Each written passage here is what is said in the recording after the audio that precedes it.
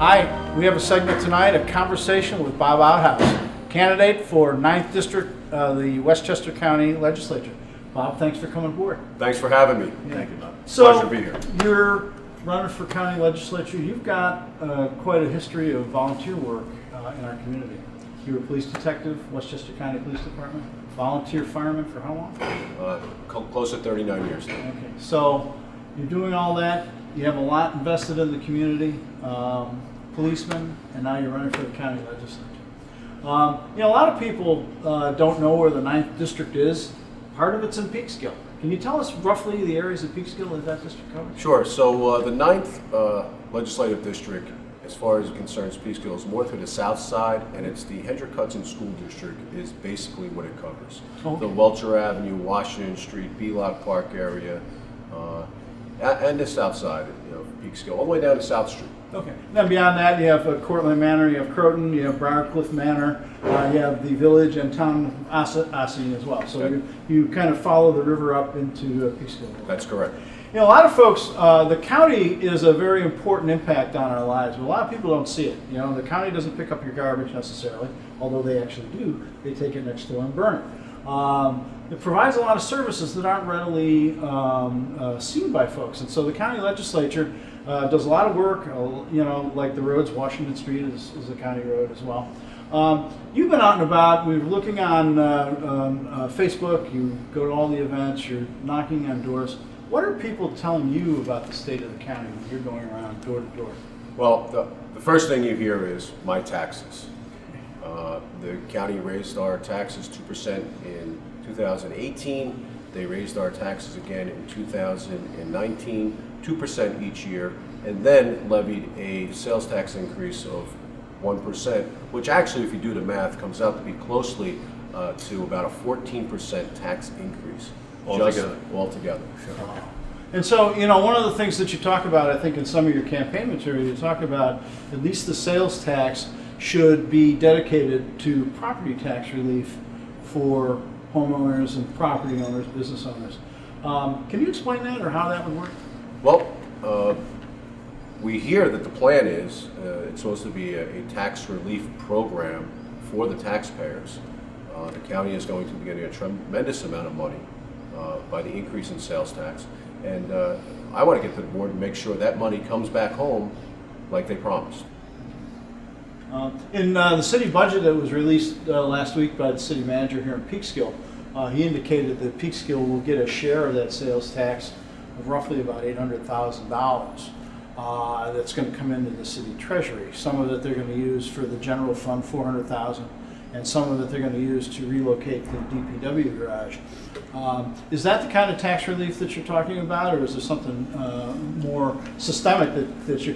Because when that money comes into our treasury, it doesn't necessarily mean it's going to reduce taxes, but it means it's more money to spend. Correct. So when you're talking about property tax relief, is there something more systemic that you have in mind? Well, I would definitely want to see each municipality get its share of that increase in sales tax. I would also like to see the money that the county is getting for that sales tax and putting in their pocket come back into taxpayers' pockets by infrastructure work, our roads. As you said before, Washington Street's getting done. Welcher Avenue could be done. That may be a project that I'll look at when I reach the board. But definitely we need to see the money back in different ways. I think infrastructure is one of them. Yeah, one of the things we talked about, Frank Catalina was on our show about a week ago as well, and I think he shares with you a lot of the vision for the county. One of the comments he made is some of the state of some of our parks and so forth. And he also talked a little bit about Playland, and he talked a little bit about the county airport and how that factors into the county's operations. What's your view, or what's your view of the county's stewardship of both the airport and Playland? Well, let's take the airport first. The airport's always been a question. There is a lot of discussion between the residents around the airport about noise abatement. It's always been an issue. They keep raising it, and there's some environmental issues that occur there too. You have one of the largest reservoirs, the Kensico Reservoir, sitting right by that airport. The residents in the community want to make sure that airport expansion doesn't happen where it affects the environment or affects the drinking water. It's basically supplies 25% of Westchester County, and it supplies New York City. And then Playland, we're in the... So Playland, Playland is a hot football right now as I see it. In the last administration, in the Astorino administration, they signed a deal with Standard Amusement to take over that park. And during this current administration, they basically pulled out of that, and which is now causing a lawsuit to be filed against the county, which we're going to be spending more money to defend. We're putting more money into Playland, and actually Playland is costing us over $5 million a year in the red. So we have to look at Playland. When I become a board member, I would like to take Playland, look at it, see if it's worthwhile to continue the way it's going. We probably should look at something which I believe the last administration was. We need something there to attract people 365 days a year. Mm-hmm. We need an income all through the year.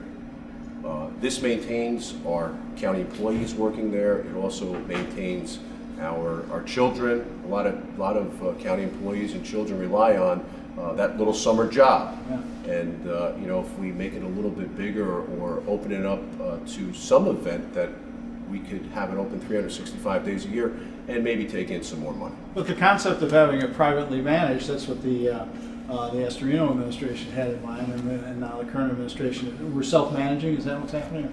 That's correct. Well, I think they're looking at it as they'll save money on pension costs and stuff like that. And having someone come in privately and run it, they burden the cost of running it. And I think that saves the county a lot of money. Well, if you look back in county history, if you look back to the county ran a hospital. It was the Westchester County Medical Center. Sure. And under the O'Rourke administration, they started to look at and see how much money the county was actually losing in running the hospital as a county hospital. They made a deal.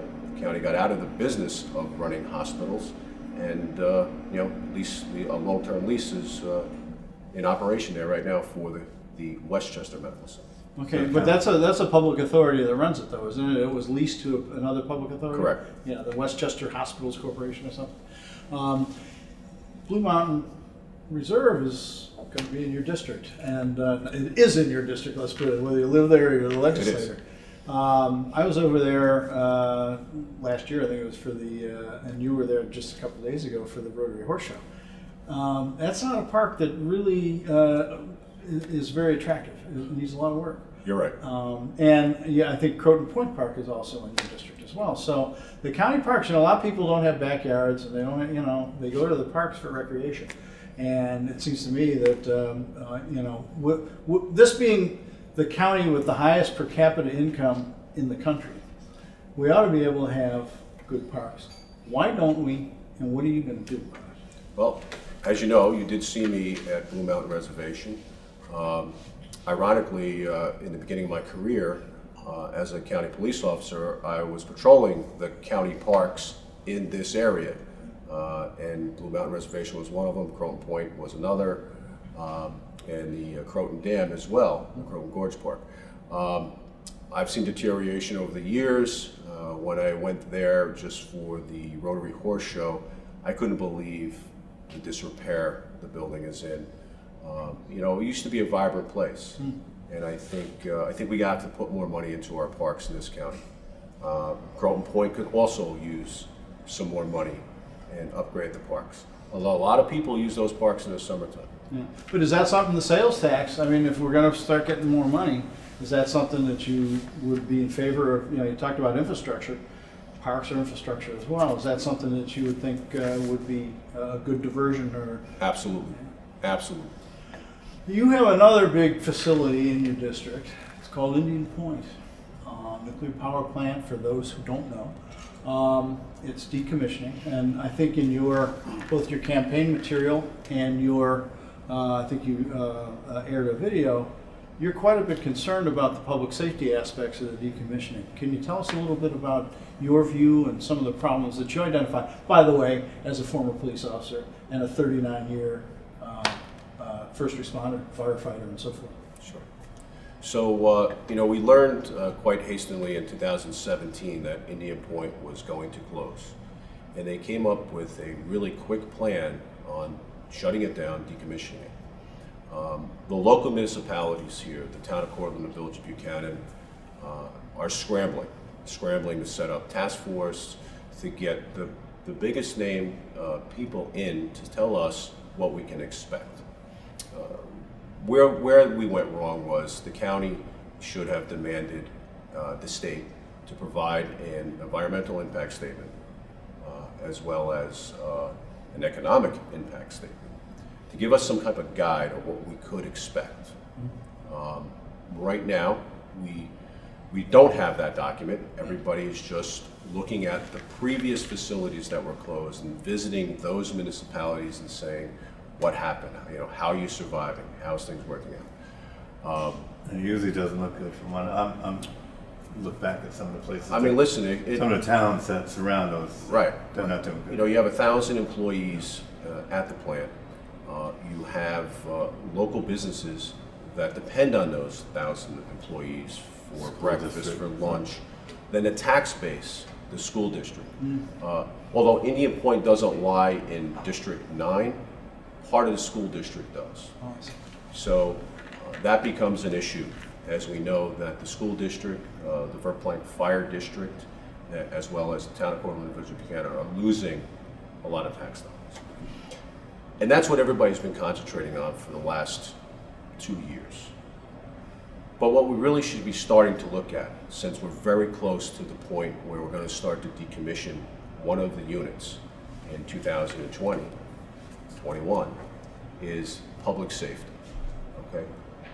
I spoke at the NRC meeting last week relative to their committees that are formed locally to oversee decommissioning and what suggestions we can give the NRC to bring back to Congress. They stated this report will go back to Congress within 18 months. I had the opportunity to speak, and this is what I told the NRC representative. If a power plant is going to shut down, they should give the municipalities a 10-year heads up to at least start the process and not hastily be all over the page, because that's what I think is really going on. We're having meetings, but what are we really getting done? Okay? We're talking about taxes. Okay? I brought up should be a 10 years to let us know that the plant is going to shut down under normal circumstances. Then I asked, what are we doing for public safety? What are we doing for our residents? We're going to leave the nuclear material, the fuel, on the site in dry cask storage. How they get that dry cask storage from the unit, from the pools, and into the casks, I think the public safety is at risk. I think the volunteer firefighters who are going to be responsible for maintaining fire protection and whatever else happens there, safety, during this decommissioning process, should be trained. We should know exactly what we're going to be up against. I did ask the NRC to produce the incidents that have occurred in the last 10 facilities that they've closed in the United States. What are we looking at? Low, moderate risk of radiation? Are we looking at any radiation? What should we be prepared for? Nobody has gone there yet. Everybody's worried about taxes. We're getting close to D-Day, and I think the public needs to know. I also requested that the 4-county emergency response plan remain in effect and be funded to assure if there is a leak, until that material is lifted and gone from the plant and they can remove it safely, We need to maintain our county employees that are funded by Entergy in our OEM, in our Department of Emergency Services. Until this is gone, we need to continue to fund. So what's the plan after the decommissioning? So right now we have this plan in place. We go to the fire tonight because that's an operating plant. Firefighters are available, they're trained to fight a fire in that plant. There's no plan going forward to maintain that level of security? You're correct. Right now, they maintain I was hoping I wasn't. Right now, they maintain an excellent internal fire brigade. I see. And that is, we are a resource as first responders outside the plant. We're a resource for them. I see. We come in and they tell us what they need want, yeah, sure. and what we can do for them. Okay? It is my understanding as soon as they stop generating power, that internal fire brigade will Goes no away. longer be in effect. Sure. And that scares me. So what does the county do, or what can the county do, and what would you do as a county legislator? So I'd like to see the county more involved with our local committee. I would ask the Commissioner of the Department of Public Safety, the Commissioner of Health, and the Commissioner of the Department of Emergency Services, which is controls fire in EMS, to be involved on this committee locally and to oversee the decommissioning of the plant. The conversations that you've had at this point, so there's basically no plan for the county to do that, is what you're saying. To my knowledge, there's none. Now, you've been around different portions of the district, Peekskill, you go to Croton, different demographic in some of the different towns in your district. What are they telling you that is different, and what are they telling you is the same in terms of their view of county government? It's basically the same. It's all about taxes. Yeah. Lower my taxes. When you knock on someone's door and you talk to them, or you meet them on the street and you tell them you're running, what are you doing for my school taxes? And I tell them that that's not what we do at the county level, but what we do many things at the county level. You know, we provide social services, we provide Department of Public Safety for all our parks and our county buildings and our parkways. We provide special services to local municipalities in time of need. So you know, we have a great setup in the county government, and we need to keep funding that. We need to keep our employees. We keep funding it. At the same time, we have to look at the constituents and look at their needs. You're right. The demographics are very different between Ossining and Peekskill. Social services, that includes homeless shelters. County funds a number of those shelters. They're privately run for the most part. In District 9, you had an issue with a homeless shelter was going to be put in the middle of the neighborhood. Local neighborhood wasn't up for that. But nonetheless, that shelter has to go somewhere. Its lease is running out. I know that the county or the private entities that run these homeless shelters down county are closing their shelters. Where are the people going to go? Are they going to wind up here to a bigger facility, or are they going to wind up in wood somewhere? What can you do? What do you see the county's role as trying to do something about the homeless problem in Peekskill? Well, I mean, just let me say, one of the things I think that stirred everybody up, that nobody, it wasn't brought up to anybody in that neighborhood. You know, they just said, hey, this is where we're going, whether you like it or not. And it was a big problem for the whole neighborhood. They all came out. They went almost 2,000 people signed petitions against it. So, and you know, it's something that I think needs to be related to people, that the county is going to be there for the people and you know, feel that they're comfortable with their legislator that's going to back them up one way or the other. Well, So- what's the solution? So let's take a look at the homeless shelter that was proposed in the Washington Street area of District 9. You know, when I first heard about it, I said, you know, Washington Street is not probably the best place to put a homeless shelter. And why is that? You know, some people say, well, we just don't want the homeless people. That's not the way I'm looking at this, okay? I understand nobody wants a homeless shelter in their backyard, okay? But homeless people are people too. And we have to try to assist them and give them a place where they can get their lives back together and hopefully get back into Main Street, and they won't need it anymore. Putting it in a residential area on Washington Street, to me, was unsafe for the homeless people, not just the residents, okay? Washington Street is a very busy road, okay? Even though it's close to social services, it's a very busy road. There's, it's main routes for a lot of different things that go through Washington Street to get the city of Peekskill into the center of town. So I think we could find a better place. Joe, what you said is, I think it's the delivery. Exactly, that's what I was basically I think it's the delivery. And I think the city, if there was county involvement in CHOP, I think it was the delivery. And I think if you deliver it right, you may get a good spot. And I think everybody's got to work together on this. If I was your legislator in that district, I would have been having meetings and sitting down with everybody. And then we see how it feels. We bring it out to the public, say, what do you think? Yeah, sure. Okay? What do you think? Did we have to go to the extremes to get petitions? That's one of the things we're having a problem with in government today. Yeah. All right? All right? It's people before politics. People before politics. Correct, I agree with you. We're shoving things down their throats, and you expect them to, Say because okay. you're the government. Yeah, and it's okay, yeah. It's not like that, and it shouldn't be like that. It shouldn't be, I agree. And that's one of the changes I want to make on the board. See, one of the things that's stuck in people's craw is that CHOP, that shelter is funded almost $1 million by the county. So I get the honor of paying $1 million to have this thing put in my backyard without consulting me first. No consulting, correct, that was a big thing. But that's, that's up in the air right now. There has to be a solution to it. But again, I think it's something that, as a county legislator, and I think sitting down in the city, to his credit, Mr. Latimer was in this building, and he wanted to sit down with the mayor and the city council. And that was one of the problems, that the mayor never reached out to Latimer and said, hey, let's make the deal here, let's see what we can do to help the people. He said, I'm here, I'll do whatever I can.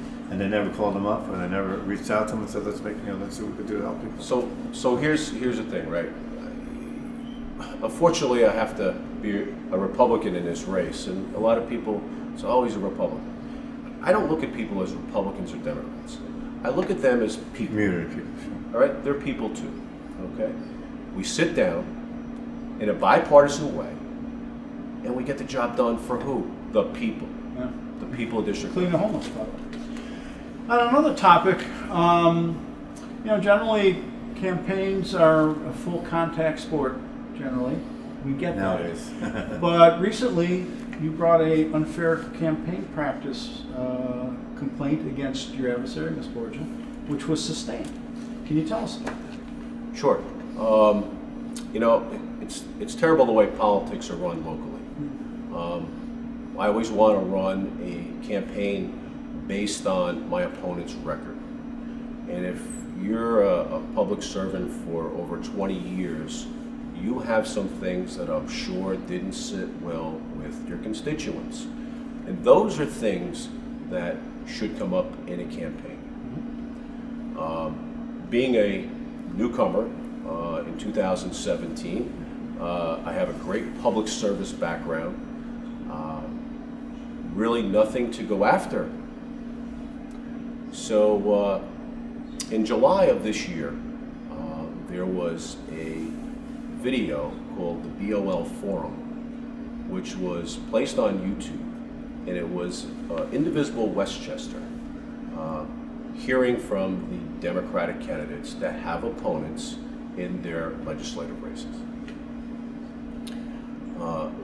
My opponent, our sitting legislator, says that I'm very, very Trumpy. She has an opponent that's very, very Trumpy, and that he sent out a mailer, and that mailer said that she was going to let brown men into rape our white daughters, our blonde white daughters. And, matter of fact, the daughter in the mailer looks like my daughter. So when I saw it, I said, absolutely not, never sent out a mailer like that, nor would myself or my campaign allow something to go out like that. Okay? I filed, recently I had a decision by the Fair Campaign Committee and basically ruled in my favor. There was no mailer ever sent. But again, injecting race into the game seems to be something that is done too often, I think. Yeah, in these everything's local about races. race, sure. Yeah. So this is a impartial body, the Fair Campaign Practices Board, I guess it is, and they made that determination. And what's the resolution of that? Is there a penalty attendant to that, or it's just a finding that that you're able to speak about on It's a finding. Right. It's a finding that we're able to bring to the public and say how we have a sitting elected official that is race baiting, slandering my name and my reputation, and that's not going to happen. Okay? I wouldn't do it to somebody like that. I would never send out a mailer. The people who have met me across the way since 2017 and now in 2019, when they speak to me, they know what type of guy. But unfortunately, this stuff takes root. It does, and it spins and it rumors. Yeah, it's a spin. And whether you have this finding and whether it's not true, people heard it, and that's the way it is. So, well, I've never been afraid of using the legal system to vindicate rights against government, and I appreciate you did that as well, because I think it's important that candidates have to get out there and they have to know that there are consequences to that kind of thing. Look, talk about the guy's qualifications or whatever it is, sure. but when you get into that, that's just not. It's just unbelievable. I'm sorry, that's interesting because Ms. Borgia, she's been on the board for quite some time, and she's had a reasonably good run, I guess, in the county legislature. So, look, that's another chapter to be written. You're running against her again, and we'll see what the results are. Last question. We're going to wrap up. You're sworn in. I guess your term will begin the 1st of January. I guess it's the 1st of January. You're sworn in. What's the first initiative that you'll bring to the county legislature on behalf of the residents of District 9? First thing I'm going to do is to sit down and look at the recent Immigration Protection Act and see if we can get some bipartisanship to redo it and make it a little bit better than what it is now. Recently we just had, back in February and now recently in September, where two criminals that were wanted by ICE to talk to, all right? Currently with the IPA that's in effect in Westchester County, you cannot hold them on an ICE detainer, so they were released. The last one was felony who raped someone under the age of 17. So they can't hold them with the detainer, and in fact, I think, as I understand the statute, ICE cannot enter into a county facility, even if they're still lawfully under county custody. They can't even, like most law enforcement. I mean, I started my career as a DA, and law enforcement, they share resources, and if the FBI wants to talk to a guy in Rikers Island, he's going to get in there, and they're going to allow him to try to do it. One thing is, you look at that, and for someone to commit a crime like that, it doesn't matter if he's American or a legal immigrant or whatever. When you commit a crime like that, you go to jail. And for these guys to be released and sent back out after they raped someone or murdered someone and get away with murder or crime like that is unbelievable. Well, we have to, unfortunately, our time is up. Another chapter to be written, and thank you for coming. Appreciate it. Thank you, Bob. Thank you. Thank Good you, luck. Joe. Good luck. Thank you very much.